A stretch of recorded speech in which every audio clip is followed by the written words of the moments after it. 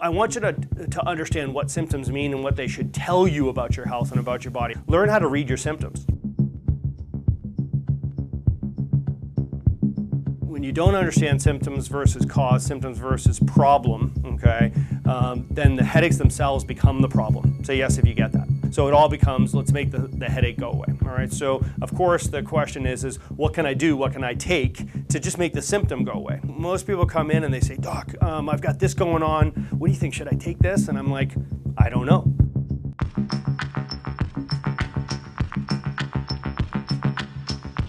Is your objective that you want to live a longer, stronger, healthier life? You want to reduce your chance of having heart disease, heart attack, dying of a heart attack? You want to increase longevity? Is that what you're trying?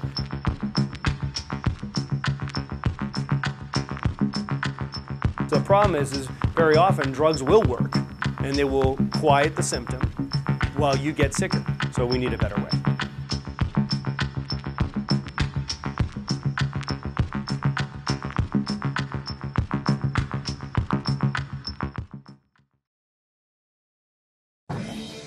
Obesity is the linchpin to the chronic diseases that are crippling our community. You can treat fat or being overweight or addressing that problem with diet and starving yourself, but you understand that you're not ever going to conquer that problem by doing that. It's a symptom of a deep underlying problem, chronic hormone derangement or chronic hormone imbalance. Tonight we're going to discuss the strategies on how to regain control of your hormones. We're going to touch on food quality. We'll talk about food quantity. We'll talk about food rhythms. We'll talk about activity levels, social stress, and sleep patterns. And I want to break open the top 5 dieting lies that everybody is suckers for falling for.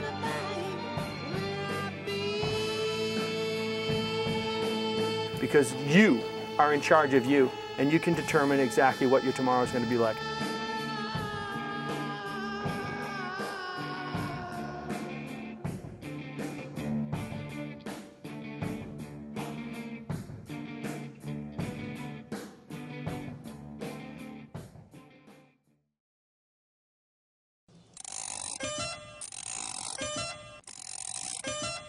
There's basically 2 major types of inflammation. There's acute inflammation, which is the swelling that most of us understand.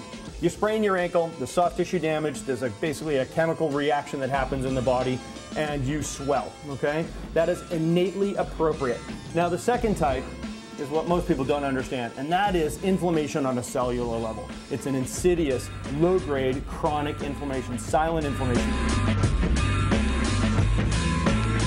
Chronic low-grade inflammation looks like this.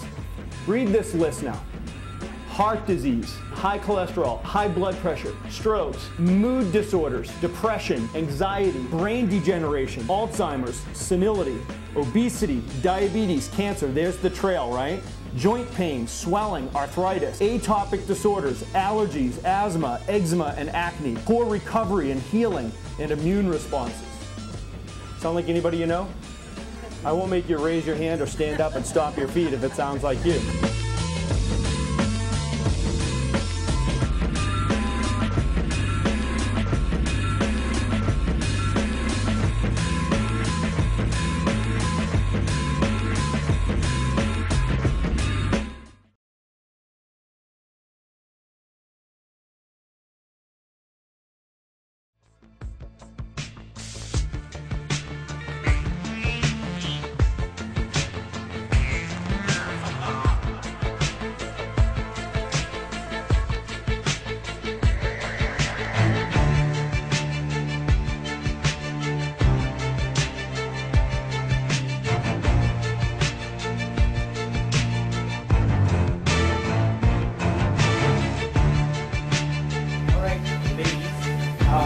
My name is Dr. Tyler, and this is my 3rd day as a doctor in this practice. Everybody welcome Dr. Tyler. Give him a round of applause. Hope you have survivor skills. Tell me right now. He's a hunter-gatherer. Yeah. So my story actually began right in this room as a patient. My mom happened to meet Dr. Steve at a screening and brought me in when I was 12 years old. So I've been in this practice from the the age of 12. But it didn't all quite go as planned from there. I had a 4-year hiatus. When I was away at college, I kind of stepped away from the practice here, and then when I was 22, I came back.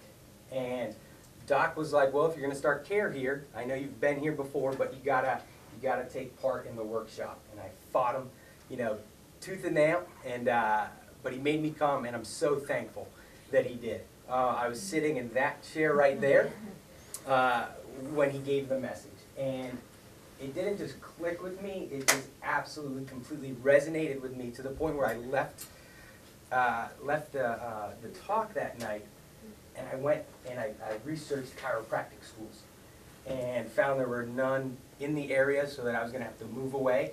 And the next morning I told my mom that I was signing up for chiropractic school, that me and my fiance were moving down to Georgia, and it was as quick as that. That happened in December, and I was in school come June. So thankful for Dr. Stephen Franson for completely changing the course of my life, and just for allowing me to join his team. And just want to welcome him and give him a nice round of applause. Awesome. Welcome, buddy. We've been waiting a long time for that. And then I also want you guys to welcome Dr. Mark Rowell over there in the corner. New additions to our team. Everybody knows Dr. Derek, Dr. Justin over in the corner. You guys see we have a fantastic crew here. I want to welcome everybody. Do we have guests here tonight? Some guests? Raise your hands. Yeah. Welcome. All right. Well, you guys are in for a treat tonight. I've got to add a little asterisk to tonight. I'm going to give myself a little disclaimer because, ironically, as I'm here teaching a workshop on sleep and sleep issues, I am just coming off of a world tour, literally. I have 54 hours of airtime flying under my belt in the last 9 days. So last week I left for a seminar. I do some teaching and some speaking and conferences and training of other doctors. I flew from Boston to LA, 3-day seminar in Orange County in Costa Mesa, which was just fantastic, but nonstop. And yes, I saw our friend Dr. Paul out there. And yes, we got in the water and did some surfing. And then I went from Costa Mesa, California, to Shanghai, China, which was a nice 16-hour flight, and spent 3 days in China. And then from China, I went on to Singapore, spent another 3 or 4 days teaching and coaching and training in Singapore, where I've just been named the area director for development in China, so and Asia. So I am. Then I jumped on a plane from Singapore back to New York to Boston, just so I could be home on Easter Sunday. So if I nod off during tonight's workshop, don't be insulted. Just somebody nudge me, or one of these guys, if you could take over. Yeah. So. You have the red ball. Yes, of course. So if I ever did a win-win opportunity workshop tonight, this is it. Because if it's a fantastic, compelling message, you guys are going to get a lot out of this and be excited. If it's totally boring and you fall asleep, it's a sleep workshop, right? It's a huge success. So. All right, so tonight it's our third workshop in our Body Signals workshop series, and we're talking about sleep problems and sleep issues. The issues that we're going to try to unpack for you here tonight are sleep apnea, thoracic outlet syndrome, and restless leg syndrome. Say yes if anybody in the room is struggling with any of these issues. These are the most common things that we see people showing up with in the practice, and these are the things that will lead to sleep interruption. We're going to unpack just a little bit further with some of the social issues that we see that are upsetting our sleep patterns as well. But first I want to just get some ground rules at play. And the first thing is to deal with this term body signals. So I love this graphic here of the iceberg. This is so telling. Everybody knows the story of the tip of the iceberg, right? So when we talk about body signals, what I want you to think about body signals are an innately intelligent body trying to talk to us. Our body signals are symptoms. There are things that show up on our radar screen that on a conscious level where your body is basically asking for help, begging for mercy in some cases, okay? Body signals are not a problem in themselves. The symptoms aren't the problem in themselves. They're an indication that there is an underlying problem. Say yes if you get that, okay? So the reason that's important to understand that it's just the tip of the iceberg. In other words, the symptoms are what you see manifesting above the surface. There's a bigger problem going on underneath the surface. Say yes if you get that, okay? And what if we were to approach this from the reductionistic, traditional, may I say, medical approach to things, which is where we are just addressing the symptomatology and trying to reduce the symptomatology, and that's the objective of the healthcare. We carved off this iceberg top, and we successfully did that, and you couldn't see the iceberg anyway, and we came back in a month. What would we see? The tip of the iceberg would be back, and what would happen down here? This would be bigger, right? We'd have a bigger problem, okay? So I think that we all deserve a better approach to better health. So I want you to understand this illness-wellness continuum. I want to teach you guys how to understand your body, how to speak body, I say. So you listen to your symptomatologies and it tells you something about your behaviors, okay? So we all land somewhere on this continuum. You can imagine that this is basically kind of like a neutral point. This is perfect health, optimal function, and this is death down here. You guys get it? Okay? You don't have to say where you are, but you can place yourself somewhere on this continuum, all right? The objective of everything that we teach in our practice is quite simply to get everybody going that way. Say yes if you get that. Yes. Okay? So all of our recommendations take any human being, regardless of where they are on this continuum, and help them go in that direction. Now, direction's important to understand. Directions tell us a lot about your symptomatology, or I should say your symptoms tell us more about your direction and which direction your body's headed. In other words, if your symptoms are going up, it means that your inflammation's going up. Clear? If your symptoms go down, that means your inflammation's going down. Get it? All right? So when we see our symptoms going up, we want to recognize that means that our inflammation's gone up, and we want to ask ourselves, what have I done recently that's created irritation, and why am I driving more inflammation in my body? Okay? And conversely, when our symptoms go down and we feel better, I want you to start asking yourself, what have I been doing? What good habits have I been doing? Good behaviors have I been doing that have been driving that inflammation down? We good? All right. So ground rules. Number one, you are designed to be healthy. Say amen. Amen. All right, you got to understand that. You got to believe that. You're designed to be healthy. All right.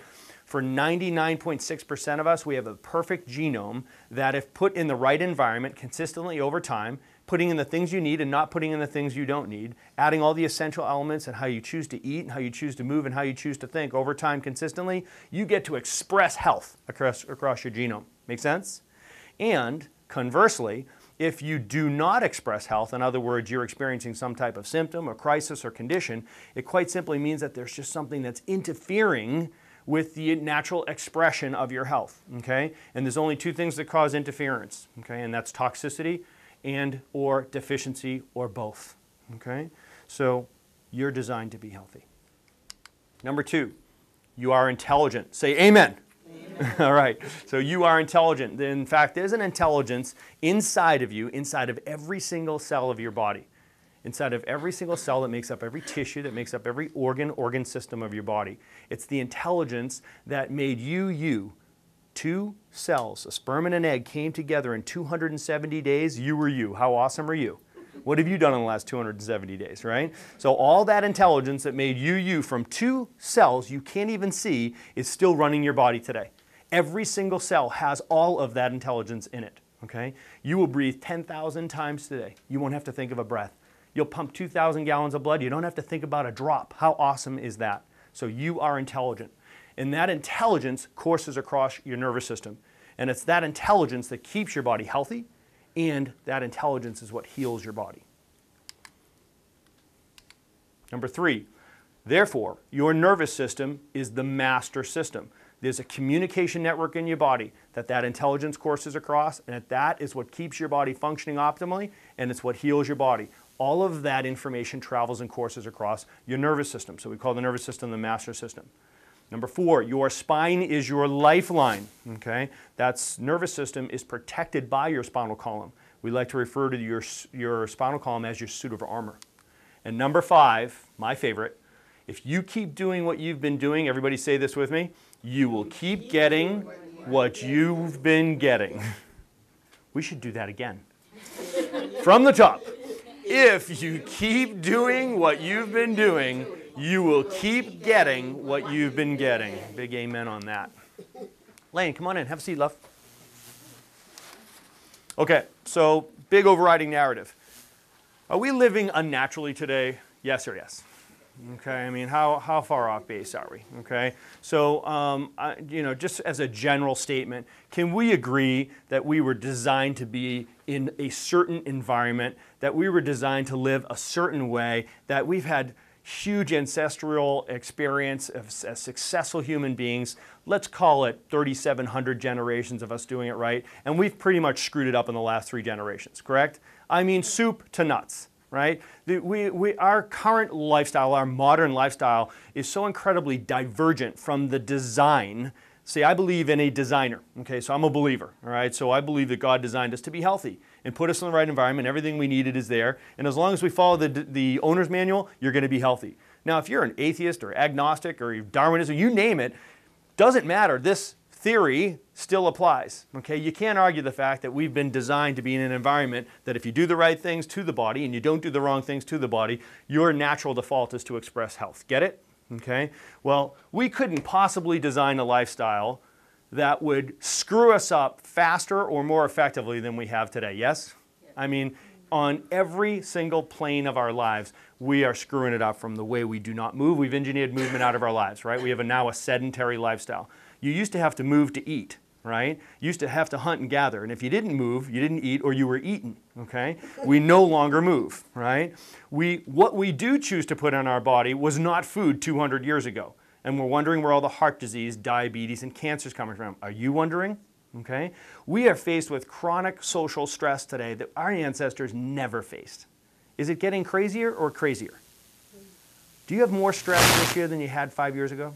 And how about 5 years before that? Think about it. Where's it going? All right? Chronic social stress. All right? And how about our sleep patterns today relative to, let's go back 10,000 years. Okay? Let's go back 20,000 or 30,000 years. All right?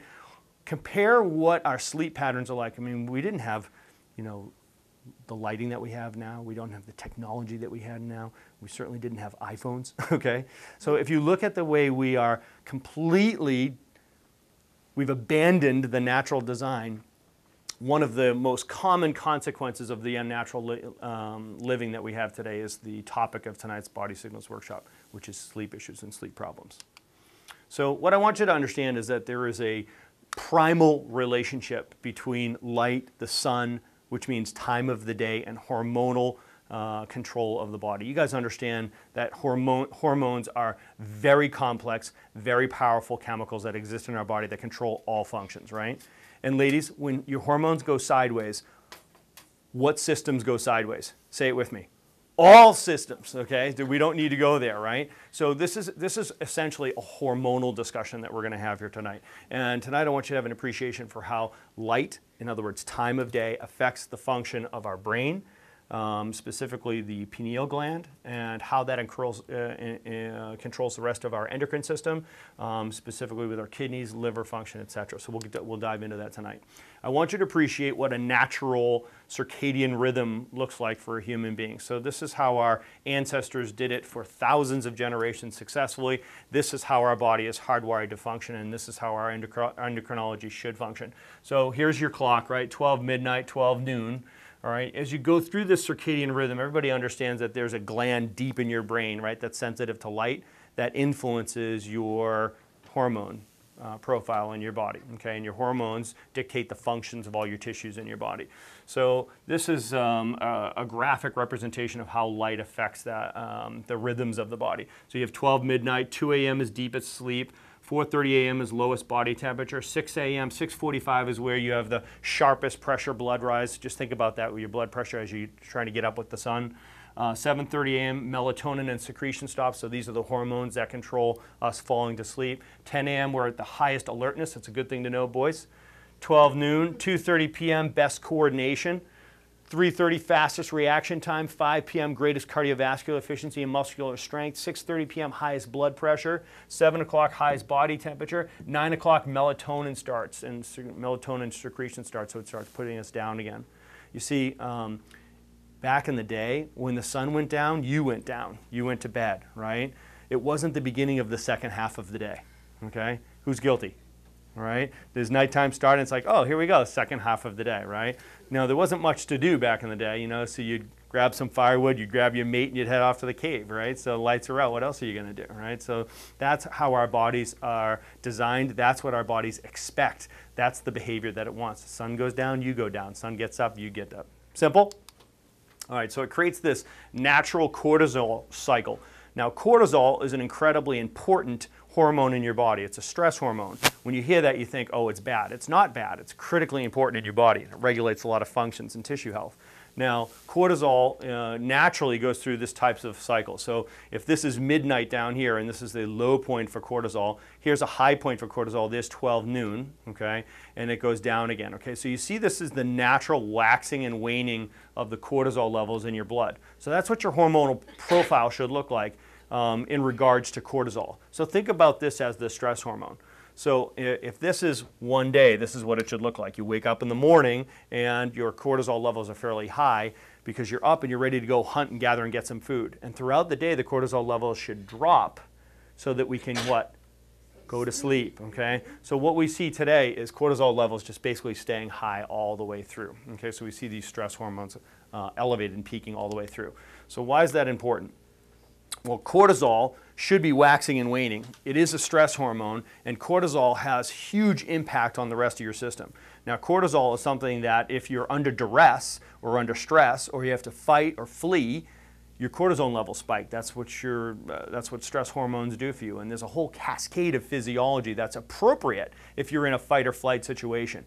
Blood pressure goes up, heart rates go up, eyes dilate. You downregulate your immune functions, your blood sugar level goes up, your fatty lipid profile goes up in your bloodstream. These are energy substrates so you can run and hide, right, or fight. And there's clotting factors in your blood that will go up just in case you get attacked by a lion, what have you. Your melatonin gets downregulated so you're not sleepy and you're wide awake, etc. These are the things that cortisol does when you're under duress and under assault. And it's totally healthy and totally appropriate, and it can save your life. The problem is everybody operates today with cortisol levels through the roof all day long. Say yes if that's you. All right. So what happens is we end up with this chronically elevated cortisol. So we end up with chronically adaptive physiology. And this is the sort of 1, 2, 3 punch of the hormone issue that we're faced with. So what we see with chronically elevated cortisol is it's created the perfect storm. We've got limited exertion. We've got chronic psychological stress, and we've got sleep deprivation. These three things come together and we end up with this chronically elevated cortisol. So I drew this graphic up here to give you an appreciation for what an energy graphic should look like in your life, all right? So this is dead asleep, okay, this third. This middle third is stress, okay, your day activity. And this third piece is exertion. Okay, so everybody understands this energy graphic, right, from low to high. All right. I'm going to suggest that what's happened today is we are losing this one, and we're losing this one, and everybody's spending all their time here. Say yes if you got that. Yes. Okay. So what we've done is we've started to abandon sleep. And we've abandoned exertion, which is real true exercise. And when I say exercise, when I mean exercise, I'm talking about moving, sweating, and panting. Everybody say that with me. Moving, sweating, and panting. And I mean 30 minutes a day, 6 days a week, 7 days a week. My rule is that you only have to work out on the days that you eat. Okay, so we have to reconcile the fact that we've engineered all this movement out of our lives. You don't have to hunt and gather anymore to eat. So you have to exercise to supplement your movement deficient lifestyles. Get it?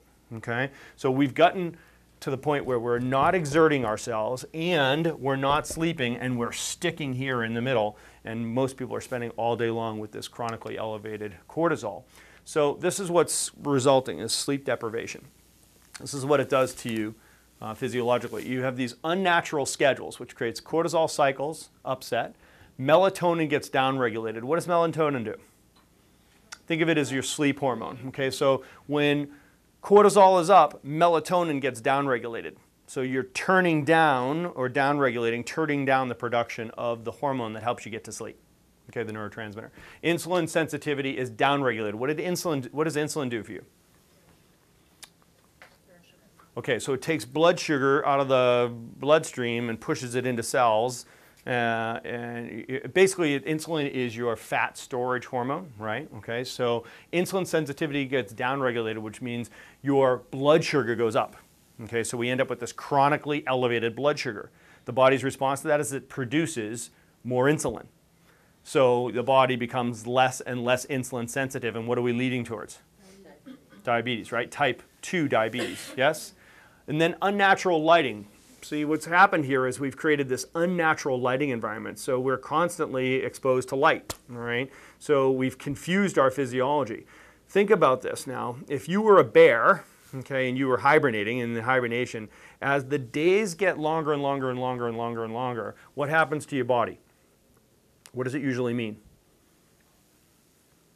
Summertime, right? Summertime. What do you do in summertime?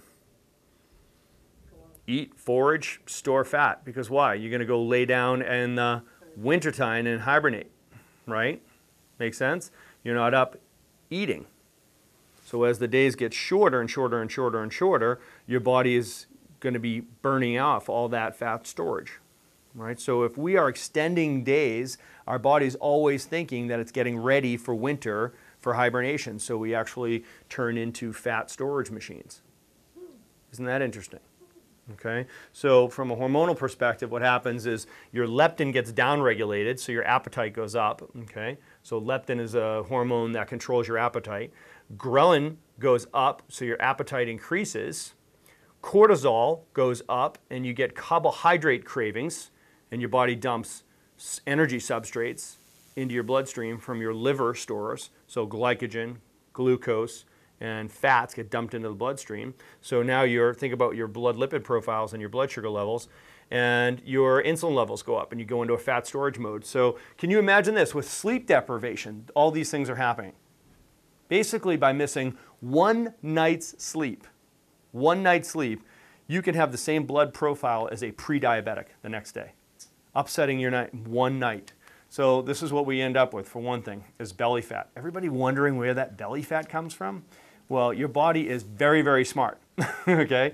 What your body will do is if it senses that elevated cortisol level, your body, historically, our ancestors did not experience chronically elevated cortisol, in other words, chronically elevated social stress, except for times of famine.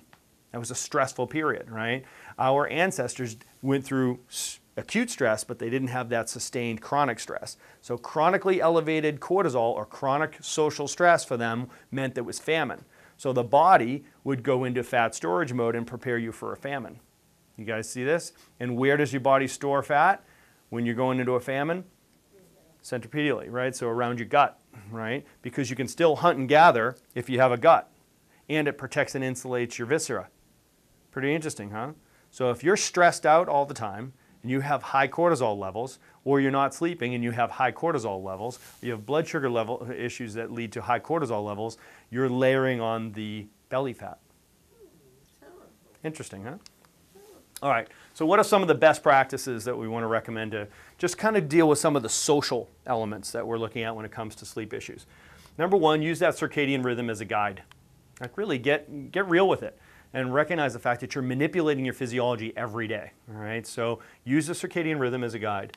You want to shoot for 8 to 9 hours a day, all right? So I got to admit, I walk with a limp here, all right? So this is a chink in my wellness armor. This is really hard to do. And I do a lot of teaching and coaching on Skype, so I got Hawaii 7 hours behind me, and Australia is 15 hours ahead. I got doctors in Singapore 12 hours ahead. So, my life is kind of a 24/7 thing. So I've got to really get disciplined around this. So for me, everything has to become an academic experience. So I actually have been studying sleep this past year, specifically for myself, so that I could realize exactly the damage that I'm doing to myself. Because I can take that fitness really serious and the diet really serious and the headspace really serious. And all of a sudden I'm like, oh my gosh, I'm falling down in the sleep category.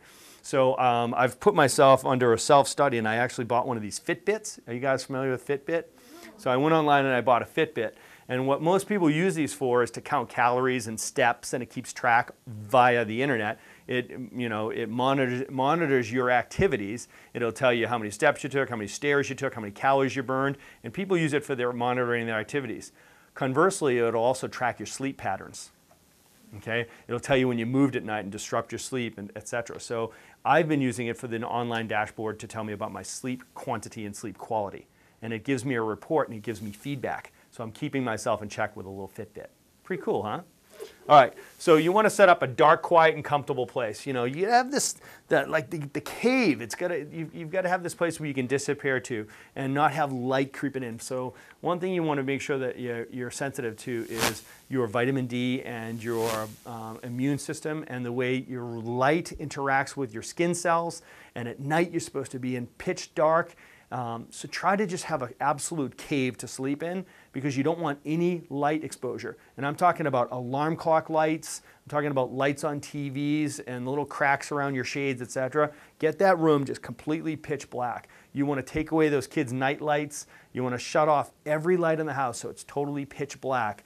And that's what your body expects because there wasn't any of that unnatural light, you know, with your ancestors. So your body actually picks up light right through your skin.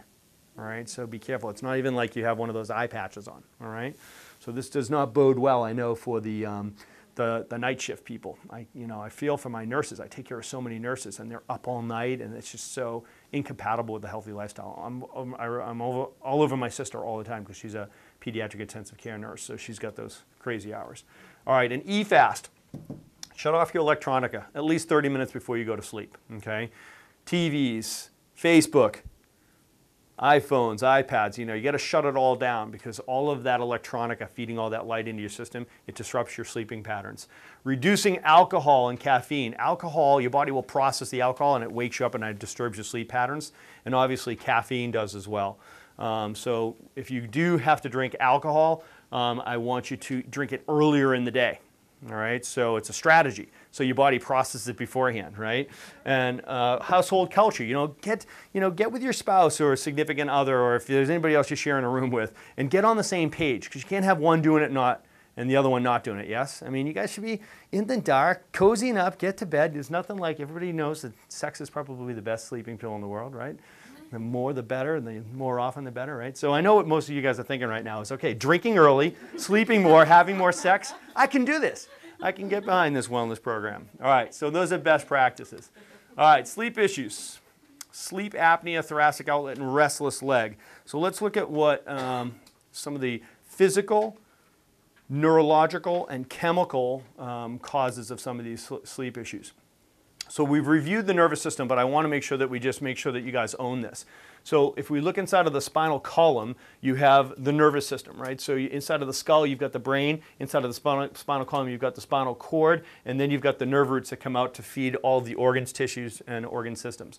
So if you were to look at the body like it's a switch box, I love this illustration because it helps you understand that nerves go to respective organ systems and influence those. Now there's all sorts of redundancy and overlap neurologically, and it's not as simple as cookie cutter as that. But if you get that big idea that it's just like a fuse box in your house, and those nerves feed the tissues peripherally, you'll understand the nervous system better than most people, okay? So when we look at the spine is your lifeline because your spine houses and protects that nervous system. The spinal column is a sophisticated series of joints that are designed to form a tube of bone that protects that spinal cord. Now, it's joints so that you can have mobility. The problem with joints is there's discs between those vertebrae and they're mobile, so that's where you're prone to injury. Now, if a joint gets jarred out of a healthy position, it creates soft tissue damage, like a sprained ankle. And that will create what? Inflammation, right? That inflammation creates nerve irritation, and it changes the way the nerve functions. And remember, what's the purpose of the nerve? It's the conduit for the information that keeps your body healthy and healing. Do you guys get that? Okay. If you irritate a nerve, it changes the information that's going across the nerve, and your body simply moves away from health.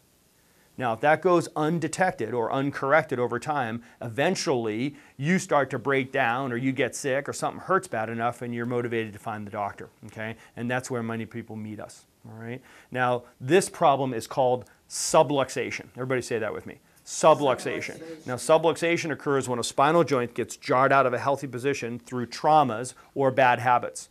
So, subluxation can be caused by the obvious things, right? Like sports traumas, motor vehicle accidents, slips and falls. Obviously, these things can cause subluxation, right? But what we see more commonly, clinically, is that subluxation results from the cumulative effects of our bad habits. Things like poor posture. Everybody sit up. poor sleeping positions, poor positions in the workplace, right? These things have a tendency just to add on top of each other and stack together until either something breaks down or we get sick or something's hurting bad enough and we're motivated to find the doctor. Now, spending any time in our clinic, you probably notice that we see a lot of children here, right? And I know that that can be kind of confusing to some of the new patients. Like, why does a kid need to see a chiropractor, all right? Well, the most current research tells us that our problems most likely started way back when we were little ones. When we were learning how to walk and all the falls that we took and learning how to ride a bike and playing sports. Say yes if you get that, right? Do you know that some of our patients experienced their first spinal trauma during the birth process and the delivery itself? See, that's why we make it the highest priority to check each member of the family. And we create a written record for the early detection of problems like subluxation, so that these little ones have the best opportunity to grow up healthy and to develop optimally, as opposed to waiting for crisis, like we were all taught. Does that make sense? Yes. Okay, so subluxation is joint misalignment. So a joint gets jarred out of a healthy position. That creates soft tissue damage, like the sprained ankle, it swells. So you get inflammation and nerve irritation. You get muscle spasms or joint fixation. Is your body smart or stupid? Smart, right? So if you get a joint out of alignment, putting pressure on a nerve, your smart body tightens up the muscles. So it stabilizes and splints the body. That's why you lose range of motion. So you end up with joint fixation and stress hormone production. This is the key thing. Your body, when it has injury, produces stress hormone cortisol. Okay? So cortisol, do you remember what cortisol does? Fight or flight. Dumps into the bloodstream and your body goes into that adaptive physiological response, right? So cortisol, stress hormone production. So cortisol is a self-promoting mechanism. It produces more stress hormones. Melatonin gets downregulated, so you can't sleep. Blood pressure gets increased because cortisol controls sodium levels in your blood. So you hold sodium levels and your blood volume goes up, so your blood pressure goes up. Okay? Downregulates insulin sensitivity, so your blood sugar goes up. Weakens connective tissues, so it breaks down joints and soft tissues, and it makes you wrinkled and saggy. Blah. So now we're getting sick, tired, and wrinkled, right? Immune system downregulation. Okay, so we're cranking down the immune system. Why? Well, if you're under attack by a tiger, you don't need to be spending that energy fighting bacteria. If you survive the tiger attack, then your body will upregulate your immune system. But for now, it's too expensive. It needs the energy to run or fight or flee, okay? And inflammation and swelling go up. So inflammation and swelling go up, okay, with cortisol, all right? So let's talk about some of the things and how they manifest. Anybody know a big snorer, sleep apnea? They snore all night long, right? These are usually world-class snorers, right? And then all of a sudden there's an interrupt, and you think they're dead. Actually, the breathing stops. Does anybody have anybody like this in your house? Because if you've never lived through this, you could come to the Franson house, okay? So my father comes from a long line of world-class snorers, all right? He's got 9 brothers and sisters, and I think 9 out of 9 of them are just world-class snorers. And there's a scale, and Uncle Jimmy is the worst. We have a family campground, and we make Uncle Jimmy live in another house because we cannot have everybody sleep in the house, right? And one thing that I've noticed is that, you know, they tell them they all have deviated septums, and it's a genetic thing, okay? And I'm like, okay, so 9 out of 9 big snorers, there's certainly a genetic component because the genetics are going to control some level of your anatomy, right? But I also noticed that there's I don't think it's coincidence. There's a correlation between the number of bud cans that get drank during the day and the amount of snoring that happens at night, okay? So as you go up the scale, and Uncle Jimmy can throw down the bud cans, all right? So, you know, what I want to say is that physiologically you may have an anatomy that predisposes you to that type of problem, but it's really clear that the lifestyle that you live is either increasing or decreasing the symptomatology that gets expressed. If my dad doesn't drink wine or doesn't have a beer or doesn't have white flour or white sugar or pasta or breads or any of the pro-inflammatory foods, he doesn't have the snoring issue. But if we have pizza and beer, forget it, he's going to be snoring. Do you guys understand the correlation there? It's the choices and the habits you make, whether you're turning up or turning down, all right? All right, so this is what we're looking at. So what you'll see is there's turbulence that goes through these nasal passages, all right? So when you're breathing in and in this position, what happens is the anatomy changes and the back of the throat, pharynx, nasopharynx closes down, and these tissues start to approximate each other, all right? So there's a little bit of room there for the air to get back, you know, in and out of the lungs, all right?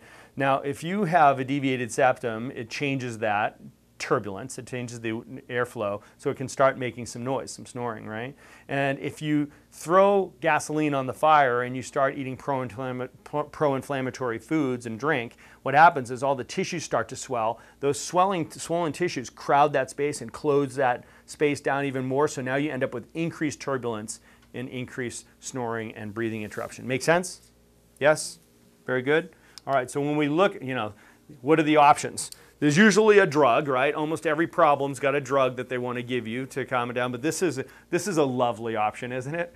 You know, can't you see that? I believe that was her honeymoon night. She's crawling in there with that.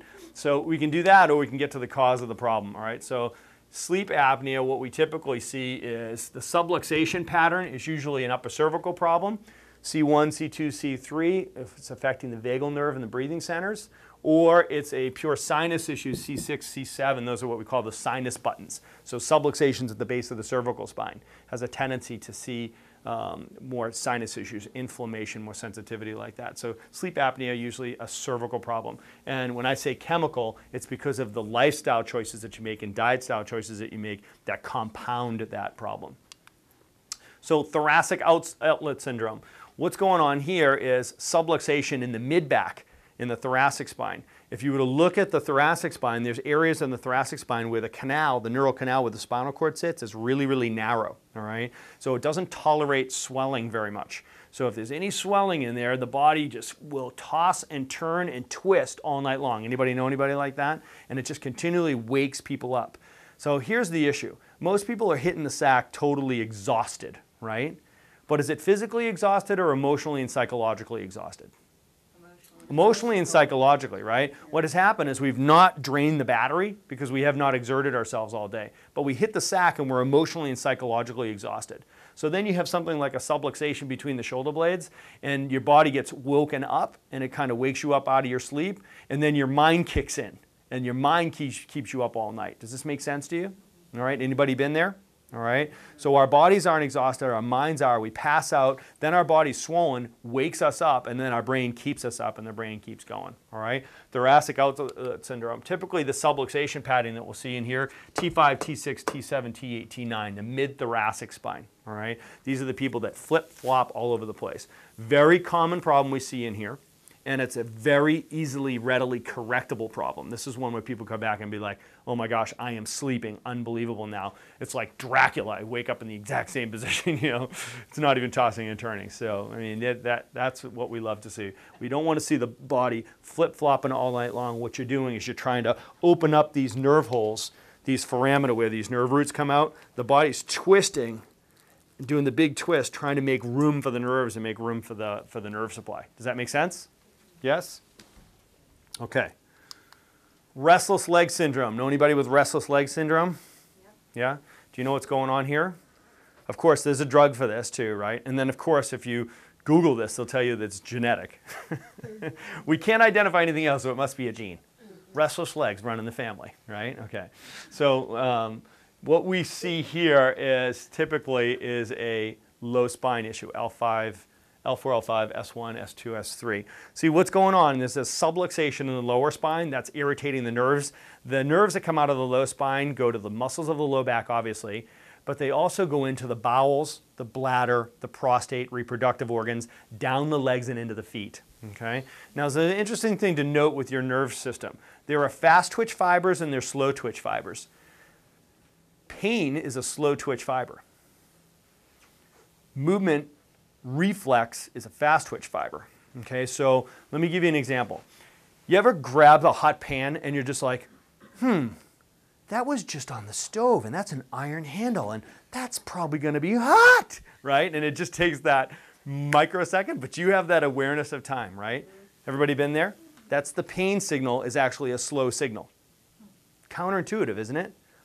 Has anybody ever been in a chair and they're tipping backwards in a chair and all of a sudden the chair feels like it's going to fall over backwards and you're like a ninja, bang, And you're like, I'll be like, whew, didn't know I could move that fast, right? So that's an example of a fast twitch fiber, all right? So there's slow twitch and fast twitch fibers. So if you have a chronic low-grade pain, like a sciatica down your leg, from nerve irritation from subluxation, what happens is your body will start moving around, okay? Because what it's trying to do is it's trying to override the pain signals that are going down that leg from the subluxation up by the disc, okay? Does that make sense to you? You ever hit your thumb with a hammer? What's the first thing you do? Or what's the second thing you do? First thing you do, of course, is swear. You know, the second thing you do is your hand's going like this, right? You know, am I right? All right. Well, why are you doing that? No. Because your brain's going, my hand's over here, now my hand's over here, now my hand's over here, now my hand's over here. It's called proprioception, body sense. As opposed to, oh my gosh, my thumb! You know? So you are literally confusing the pain signal. That's why you do that. Isn't that cool? How cool are you guys? Yes. Is the body smart or stupid? Smart. So let me ask you, how come we're so comfortable trying to control the body and override the body signals with drugs and chemicals? Because our minds are stupid. Yeah, you're exactly right. Bodies are smart, minds are stupid, right? All right. Pilot error. All right, so L4, L5, S1, S2, S3. All right, so people want to know. So, all right, so if that's what's causing my problem, what causes subluxations? Somebody asked me if that's Dr. Paul. But, you know, the truth is Dr. Paul would probably go on that wave. He's a little crazy. All right, so what causes subluxation? It's the traumas. Everybody understands it's car accidents, it's falling downstairs, it's football tackles. But this is the stuff that's really causing your problems, guys. Anybody see your life up here? It's your commute. It's falling asleep in front of the TV on the subluxator, the couch. You know, picking things up wrong, sitting like this all day long. How many people are just sniffing a screen all day long? It's like 40, 50 hours a week, right? And when you're not on your screen, you're on your phone or on your iPad. I mean, it's getting ridiculous at this point. Who does this? You know, so do you see yourself up there? Yes or yes, right? So this is a big issue. The postural stresses are cumulative traumas to your body. They're micro traumas, but they cause subluxation. They add together. Look at this. I love this graphic, right? This is the forward head posture. Nothing gets a gal's attention like telling her she's got a humpback. It's like, yeah, you're really getting kyphotic. And you're like, so what's that mean? It means you're getting a humpback. No, I don't. You know, that gets their attention. Well, yes, it's one of the most unhealthy positions. Can you imagine your viscera when you're in this position?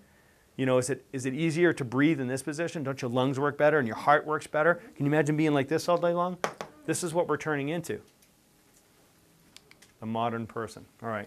So how do you correct subluxation? So we teach the three-legged stool of healing, and I want everybody to understand this and write this down. All right. The three-legged stool of healing. If you want the best results, here's the recipe.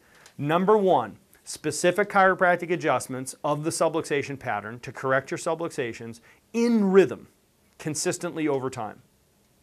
So your adjustments in rhythm, so they add together and they correct the pattern.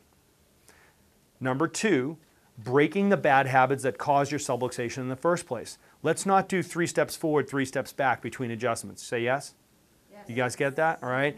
You guys are living a life outside of here. If you keep doing the bad habits that are causing the subluxations in the first place, guess what? We're not going to get anywhere. Right? So you're shoveling sand into the tide. So you've got to break the bad habits that cause the subluxation. And number 3 is you've got to add the specific exercises to strengthen the soft tissues around the subluxations. So there's fitness, like we want you to be fit, and then there's core strength. And we want to give you some therapeutic, specific exercises that will strengthen the intrinsic muscles of the spine so you hold your adjustments better. At the end of the day, it's all about how well you hold your adjustments. That's going to determine the kind of results that you get. So adjustments in rhythm, breaking bad habits, and exercise to strengthen the spine. Okay, so how do you find subluxation? I'm going to close with this. All right, so there's 5 objective criteria that we use to determine if somebody has subluxation. All right, what we're looking for is indicators of nerve irritation. So we use an instrumentation, and that helps us find inflammation. When a joint gets jawed out of a healthy position and causes soft tissue damage and inflammation, that creates a hot spot that we can measure with our instrument. Okay, so instrumentation helps us find inflammation. All right, then we do static palpation, which is where we palpate the spine looking for edema.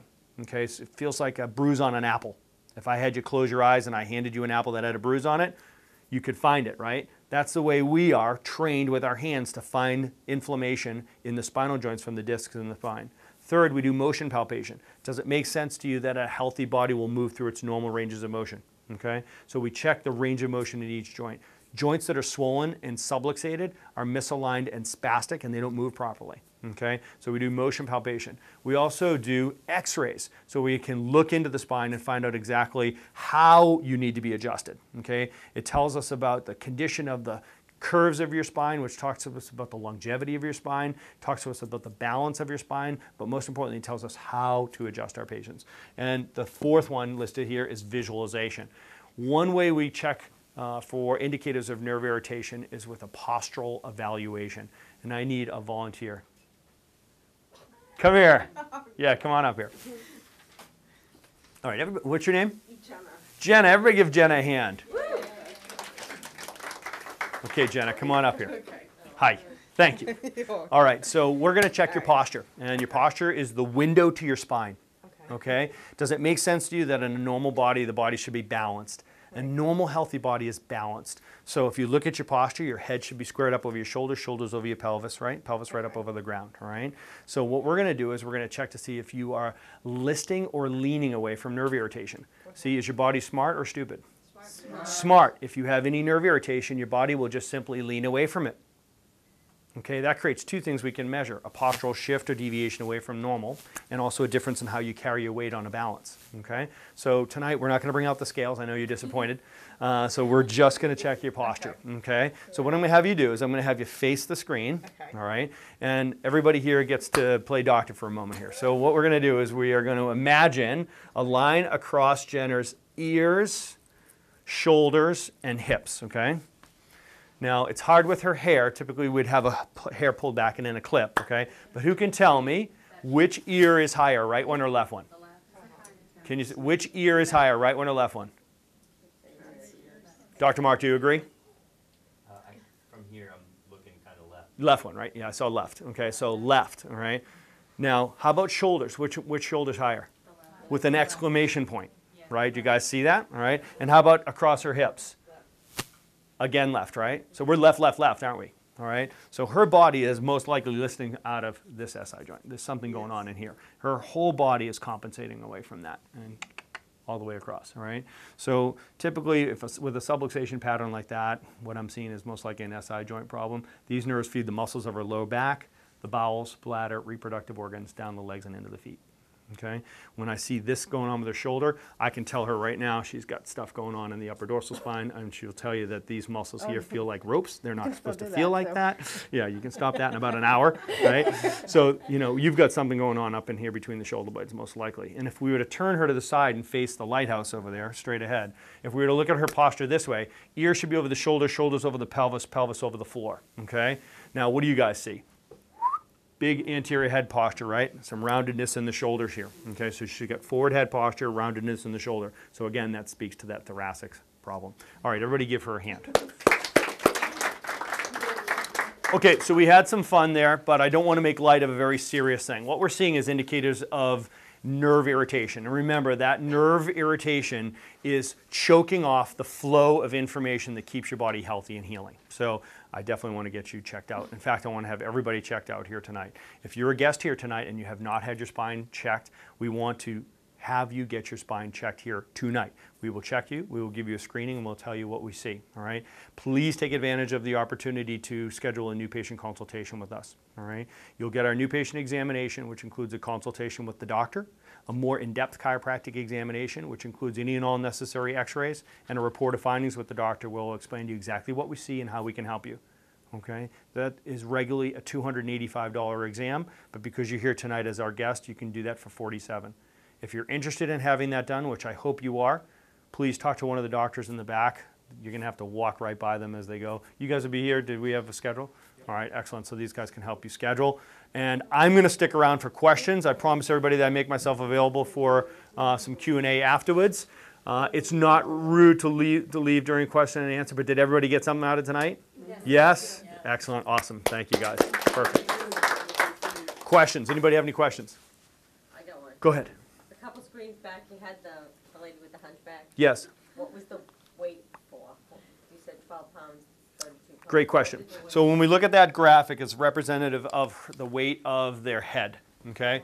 So if you were to look, average the weight of the average head is between 12 and 15 pounds, male and female, okay? So women's heads are heavier because their brains are bigger. No, I'm only kidding. I'm only kidding. I'm only kidding. I knew you'd love that. All right, so 12 pounds here. For every inch of anterior weight bearing, the weight of the head doubles in the stress in newtons it puts between the shoulder blades. So can you imagine holding a dumbbell straight up over your head like a kettlebell, right? Let's say we had a 12 pounder. You could probably lock it out and hold it there for 15 minutes, right? Now bring it forward 3 inches. It weighs more. Oh, yeah. So it's just going to tear up that shoulder, and imagine the stress. So it can imagine what this is doing to that cervical spine and thoracic spine as all day long. I mean, you'll see it. Look at everybody you know and love. They're forward head posture now. Everybody's turning into the computer position. And the kids, it's happening faster with the kids now because they're like this all the time, right? I'll tell you what, guys, it's no joke. It's dramatic. What we're seeing on films, we're seeing x-rays now of 12 and 14-year-olds that look like 45-year-olds that have had problems for 30 years. It's not a joke. I mean, it's a big issue here, okay? And you're going to see it. It's, you know, typically it'd show up as carpal tunnel syndrome and migraine headaches and neck pain and shoulder problems, but you're seeing all these slew of other issues with kids with their breathing issues and sinus issues, etc. And it's, you know, it's subluxation in the neck and the upper back from, literally from, you know, texting neck, text neck. Would it also be subluxation if you are lifting something, like instead of like, I'm a mailman, so if I lift it, I bend in the knees and I pick up this way. But if I was to lift it from way over there, it weighs a lot more. Right, great differentiation, exactly.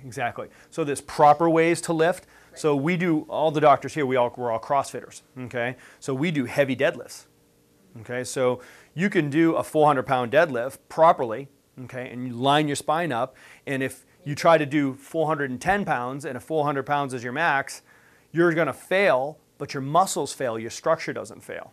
Okay, but if you have 225 pounds and you lean forward and you roll your low back, you could injure yourself and your structure is failing because your mechanics are poor. So we always start with technique, proper technique first, and then your body's muscles will just shut down. You won't blow tissues. Yeah, no, you're exactly right. As soon as you go out here, the physics change. So everything always really close to your body. Okay. Does it mean that you're unhealthy even if you snore a little? Relative to your size? No, because sometimes when I have a real physical day, I tend to be really tired. Yes. So when I, excuse me, when I hit the bed or the pillow, I'm asleep within 5 minutes. I don't even watch a program. I don't make it through. But I feel like sometimes when I wake up with I feel like I snore a little bit because of that. And then other times I don't. John told me you're a big snorer. So picture it like this. When it comes to, and next month's topic is sinuses, allergies. That's for spring cleaning. That's what we're doing. So sinuses, and I'm going to get into this. Okay. So imagine a glass of water just filled to the brim. If you add a little more water, what happens?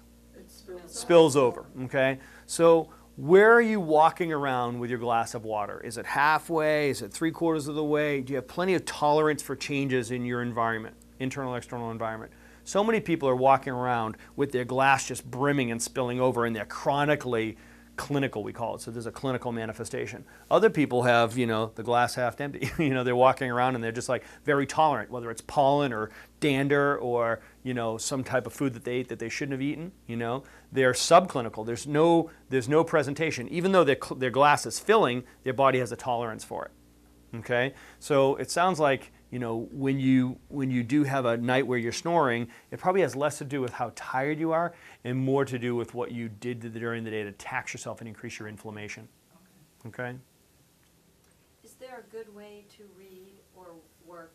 Great question. Computers and just take breaks? Great question. So yes, you should take breaks. Yes, you should have a standing workstation. Yes, you should get up and walk around. We teach the kids, and I teach adults, that you should be sleeping on your back and reading on your belly. Sleep on your back. God put all the bumps in the front, so you'd sleep on your back, right? And read on your belly, all right? So what I want you to do is put 2 pillows down on the floor, you know, so they're under your armpits, right? And have another book there so you can, a pillow there so your book can rest on that, and put another pillow underneath your hips. So I'm all over my kids all the time. Sleep on your backs and read on your belly. So when they're working on their, you know, coloring or doing their homework or whatever, I want them laid out on the floor. So now look what's happening. When you're laid out like that, your neck's an extension, your low back's an extension, your body's in a strong, healthy position. So they can't do that at school all day long. I get it because I haven't taken over the school yet. But, you know, basically I would have them all in standing workstations, standing on those blue pads so that, you know, if my kids want to watch a movie, I'm like, yeah, sure, just get out your discs. So they'll stand and they'll watch their movies and they go on one foot watching the movie and then they switch feet and, you know, so they can watch their movie as long as they're on there and not sitting on the couch slouching. So now their brains are firing and they love it. So you see the two little weirdos standing in front of them watching the movies and they're just like watching. It's hysterical. You can probably picture it, right? Yeah, so everything, every choice you make every day is either you're moving towards health or away from health, right? So all these little things add up. Bad habits add together and you get what? Sick. Everybody kind of gets that. Bad habits add together and you get sick. Good habits add together and you get what? Healthy, period. Remember the continuum? Just move that way. I think it was on your postcard. I forgot the exact quote, but it was something like an hour before midnight is equal to 2 after, or not equal to, but do you know what I mean? Like going to bed earlier. Circadian rhythm, right. Flexible. Yeah. Right. Sure. So there's sleep quality, right? And there's value to your sleep. You get more bang for your buck if you obey the natural rhythms of circadian rhythm, right? So if you get to sleep before midnight, actually the ideal time to sleep is between 10:30 and 2:30 in the morning. That's when you get the highest quality of what's called non-REM sleep. So that's the best bang for your buck. The more minutes in a row you link together non-REM sleep, the more valuable it is. So 2 10-minute periods are not as valuable as one 20-minute straight through. Does that make sense to you? So the longer you link it together uninterrupted, the more valuable it is. It's called compound effect. So the compound effect of non-REM sleep. So you can link together the longest time in minutes between 10:30 and 2:30 in the morning. And tragically, so many people miss that entire period. Tragically. They don't understand and appreciate what it's doing to their physiology. You know, and it's a hard thing for me when I talk to, you know, I take care of police detectives and nurses and, you know, people that are doing third shift, and I get it, you got to feed a family. But here's the truth, ready? There's nothing more expensive than getting sick to your family. Amen? There's nothing. You can work for 30 years and try to get the family by and save money and do all this, and then what happens? People lose their homes from tragedy with their health, right? I mean, it's like 58% of personal bankruptcies last year were from medical bills, getting sick. Think about that. Okay, so you could have a 15-year run saving money, saving money, saving money, saving money, and you get sick, forget it. All that's gone. So you lost that 15 years and that money.